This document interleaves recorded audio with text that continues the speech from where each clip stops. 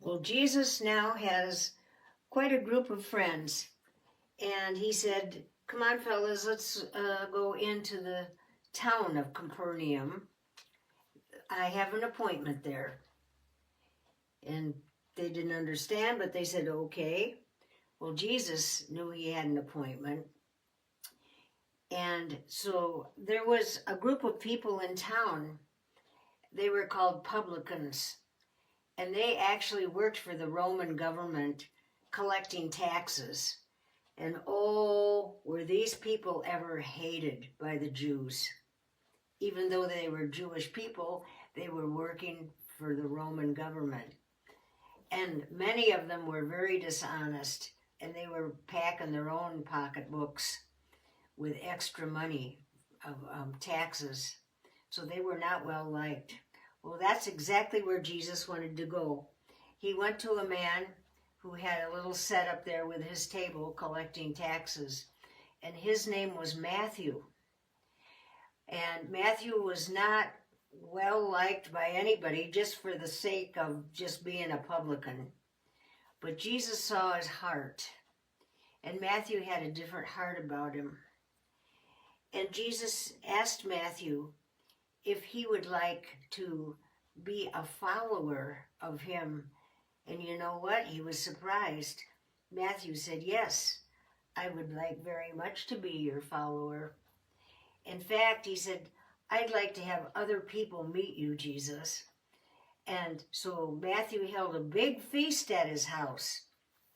And he was rich because he had a good paying job. So he had a big house. And he invited all his other tax collector friends, all the other publicans and the sinners, it says, to his feast at his house, and he invited Jesus there too. And he put out a big banquet there. And as he was talking to and having them, have a seat, sit here, you sit here, and Jesus was sitting right with them and among them. Well, meanwhile, in Matthew's courtyard, a lot of the other Jews, the Pharisees, with their noses in the air, the arrogant people that thought they were really something, they were gathering out in the courtyard wondering what's going on, and they hadn't been invited. And so they were whispering among themselves, and they said, "It's just not right that Jesus is sitting there with these publicans and these sinners, and he's supposed to be some great teacher in Israel, and look what he's doing, sitting with the lowlife and in the expensive lowlife." My dad had a saying one time, "Scum always floats to the top." So if you can apply that here, fine. So Jesus was sitting with the publicans and the sinners, and he was talking with them about spiritual things. But boy, the others, they didn't like it one single bit. And I'm going to leave off there right now. However, I must say, Matthew decided to leave his profession and follow Jesus. And he's the one that wrote the first book in the New Testament. Oh, he loved Jesus so much. He had a changed life. Just think about the three main changes that, like, first of all was the Pharisee Nicodemus, who found a higher life, new life in Jesus Christ. Then we have the low life of the Samaritan woman, who also found life in Jesus Christ.